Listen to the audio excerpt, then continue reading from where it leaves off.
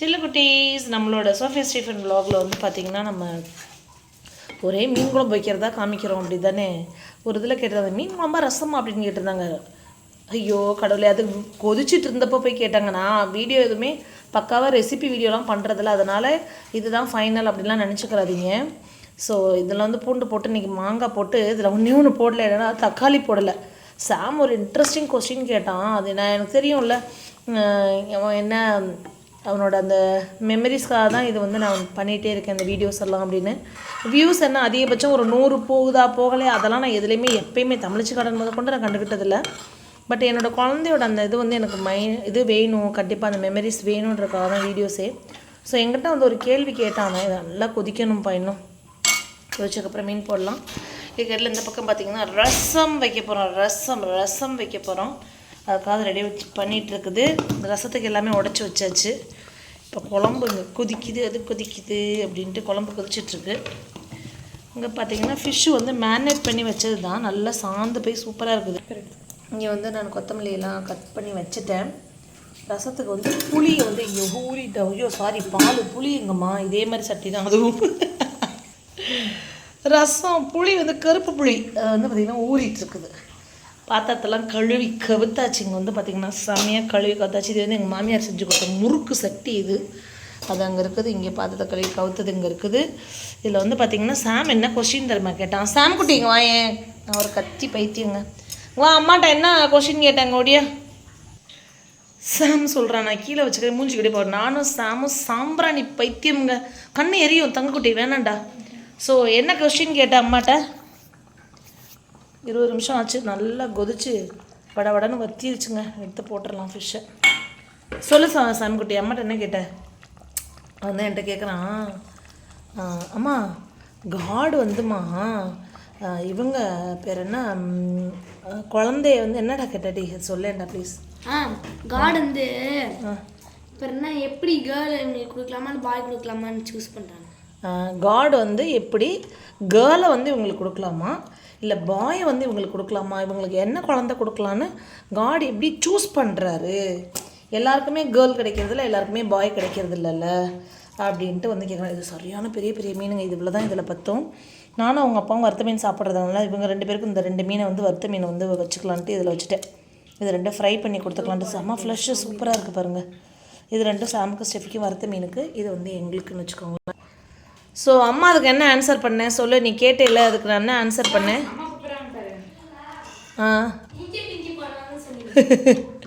நான் சொன்னேன் காட் எப்படிம்மா சூஸ் பண்ணுறாங்க, இவங்களுக்கு பாய் கொடுக்கலாமா இது கொடுக்கலாமான்னு சொல்லிட்டு அப்படின்னு கேட்டப்போ நான் சொன்னேன், பிங்கிப்பா இங்கே போடுவாருடா, போட்டு பார்த்துட்டு ஓகே இது வருதா, ஓகே கேர்ள் இவங்க பாய் இப்படி நான் சொல்கிறான். எதில் முடியுமோ அதை விட்டுட்டு அதில் அதை இப்போ பிங்கி என்ன சொல்வீங்க பாப்பா, என்னமோ 1 2 நாங்கி சொல்லிட்டு அஷா புஷா இப்படி சொல்லி 2 அப்படி முடிப்பாங்கல்ல, அப்படி முடிக்கிறதுல விட்டுருவாராம். அதில் முடிக்காமல் இருக்கிறதுல எது வருதோ அதை வந்து கொடுத்துருவார். அப்படி தானம்மா அப்படின்னு கேட்டான். ஆமாம் அப்படின்னு. அதெல்லாம் எவ்வளோ க்யூட்டான இன்ட்ரெஸ்டிங்கான கொஸ்டின் தெரியுமா. இது நல்லா கொதிக்கட்டும். கெட்டியாக சுட சாதத்தை வச்சு கொஞ்சம் அந்த குழம்பை ஊற்றி அந்த மீன் எடுத்து தின்னா வேறு லெவலில் இருக்கும். பார்த்திங்களா கொதிக்க ஆரம்பிச்சிச்சு. இந்த பக்கம் பசங்களுக்கு வறுக்கிறதுக்கு அதை எடுத்துட்டேன். இங்கே வந்து ரசம் வைக்க போகிறேன். இப்போ இது ஒரு பக்கம் கொதிக்கட்டும். ஸோ ஃபாதருங்கிற இவர் காட் வந்து ஜீசஸ் வந்து எப்படி சூஸ் பண்ணாருன்னா இப்படி தான் சூஸ் பண்ணியிருக்கிறாரு. பிங்கி போட்டு தான் பாய் கொடுக்கலாமா கேர்ள் கொடுக்கலாமா. கடுகு வெடிக்கிறதுக்கு இடையில இதில் வந்து பார்த்திங்கன்னா நான் எப்போவுமே குக் பண்ணுறப்ப ஃபுல்லாக பாப்பா வந்து வீட்டில் இருக்கிறா அப்படின்னா அவளே வந்துடுவா. ஏன்னா குக்கிங் அவ்வளோ இன்ட்ரெஸ்ட்டு. பிள்ளைங்களுக்கு இப்போயே தெரியுதுங்க கடை சாப்பாடில் உள்ள அந்த இது என்ன தீமைகள் என்ன நம்ம இது என்னென்னு. கிட்டத்தட்ட நாங்கள் போது ஒரு 80% பிள்ளைங்களே விரும்புறதில்ல. அம்மா வேணாம்மா தோசையாக அம்மா சுட்டு கொடுக்குறது தான் வேணும், எதுனாலும் அம்மா நீங்களே செய்யுமா. அம்மாவோட டேஸ்ட் அப்படி ஹெவியாக அவங்கள ருசிக்க வச்சிருச்சாடா. ஸோ ரசம் வைக்கும்போது வந்துட்டா அவளுக்கு சொல்லி கொடுத்துட்டேன். பச்சை மிளகா இல்லையாம்மா பச்சை மிளகா ரசம் சூப்பராக இருக்குமேனா. பச்சை மிளகா ஆக்சுவலி தோட்டத்தில் காலைல போனேன் மறந்துட்டேன், தள்ளிக்கப்பா. ஸோ கடுகு இதாகிடுச்சு. சாம்குட்டி வந்து இப்போ கருவேப்பிலை போடுறான். நீ போடுப்பா இதை போட்டு அழகாக இப்போ இந்த இதை இது பண்ணால் போதும். நான் வைக்கிற ரசம் எல்லாருக்குமே வீட்டில் பிடிக்கும். ஸோ இது பார்த்திங்கன்னா நம்ம வந்து ஃபஸ்ட்டு சீரகமும் மிளகும் போட்டு அரைச்சிக்கிட்டேன். அதுக்கப்புறம் வந்து பூண்டு நல்லா முழு பூண்டு போடுவேன். குட்டி குட்டியாக இருக்கிற பூண்டில் முழு பூண்டு போடுவேன், நாட்டு பூண்டு. தக்காளி இல்லாத ரசம் டுடே. தக்காளி இல்லாத ரசம்.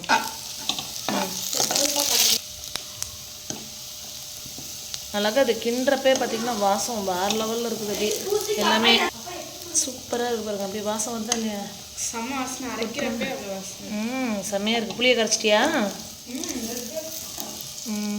நல்லா அம்மா அந்த பால் எடுத்து ஊற்றிருப்பேன். பாப்பா உப்பு போடுறா. புளியிலே எங்கள் அம்மாலாம் வந்து உப்பை வந்து இது பண்ணிடுவாங்க. ஏன் அரைச்சி போட்டுறேன்னா பிள்ளைங்களுக்கு அந்த வாசம் அந்த இது தனித்தனியாக எடுத்து போட மாட்டாங்க. எல்லாரும் இதுலேயே வந்துடும். அதுக்காக தான் கல் உப்பு போட்டிருக்கலாம்ல. சரி போடு. முடிஞ்ச வரைக்கும் கல் உப்பு போட்டுறதுங்க. கிண்டுங்க. புளி திக்கிடலாமா? மஞ்சத்தூள் தச்சங்களோ? ரசத்துலையா? கொத்தமல்லியாரா போடுவோம். அப்படி கரண்டி வேணால் போடக்கூடாது தங்கம். சரி ஊற்று. புளி தூக்கி ஊற்று.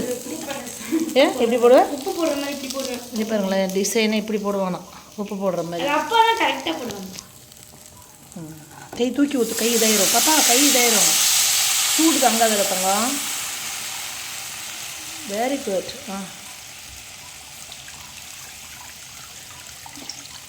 வாசம் வேறு லெவலில் இருக்குல்ல.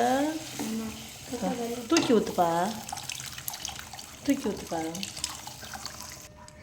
சூப்பராக ரசம் கொட்டி ஊற்றியாச்சுடா தங்க. பாத்திரமே கருப்பாக இருக்கா? உனக்கு கருப்பாக தான் தெரியுங்க. போதும் போதும் சாமி போதும். ரசம் டேஸ்ட்டு வேறு லெவல் பாப்பா. சுடுசாக வச்சு இது வச்சு மீனை பொரிச்சு தின்னா கிழங்கா மீன் வேறு லெவலில் இருக்கும்போ. என்னடா நீ கொத்தமல்லி போடுறேன்னு சொன்னியே சாம்? போடுறியா? போடு. இங்கே பாருங்க. கையை சுட்டுக்காதப்பா தம்பி. எங்கேயோ போகுது கொத்தமல்லி. கையை சுட்டுக்கிறாத.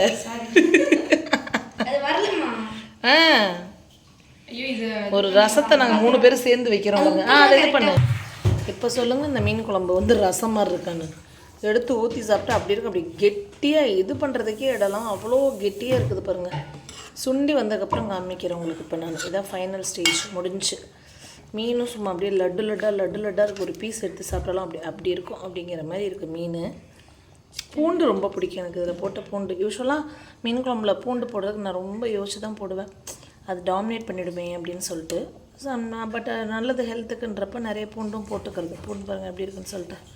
சிக்கன் மாதிரி இருக்குண்ணா பாப்பா அந்த ஃபிஷ்ஷு. வேறு லெவலுக்கு அந்த ஃபிஷ்ஷுங்க பாருங்களேன். இன்னொரு பீஸு ஷீலா மீன் அப்படி தான் இருக்கும். பட் இந்த மீன் இன்னும் சூப்பர்டா, நல்லா இருக்குடா. ரசம் வந்து இப்படி கொதிக்கிற மாதிரி இந்த ஸ்டேஜ் வரணுன்றியா? இப்படி ஒரு ஸ்டேஜ் வரும்போது அப்படியே மூடியை போட்டு கப்புன்னு மூடி வச்சிடணும். நம்ம போனால் பாத்திரம் மாற்றிடுவோம். அப்படியே தூக்கி சில்வர் பாத்திரத்தில் வச்சுருவாங்க. அடுப்பில் இது போட்டு இறக்குறதுக்கு மட்டும்தான். இது ஆஃப் பண்ணியாச்சு. ஓகே, இயர் எண்டில் இருக்கும். சூப்பரான மீன் குழம்பு வச்சு நாங்கள் அதை வச்சு சாப்பிட்றோம்.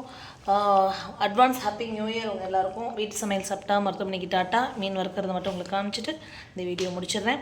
இதெல்லாம் ஏன் நான் இது பண்ணுறேன் அப்படின்னா, கேர்ள்ஸ் வச்சுருக்கோம் அப்படின்னா சமைக்க தெரியல அப்படிங்கிறது வந்து பெருமை. அப்படிங்கிறது வந்து காலம் போய் இப்போ எல்லாம் என் பொண்ணுக்கு சமைக்க தெரியும் அப்படிங்கிறது தான் வந்து பெருமையாக இருக்குது.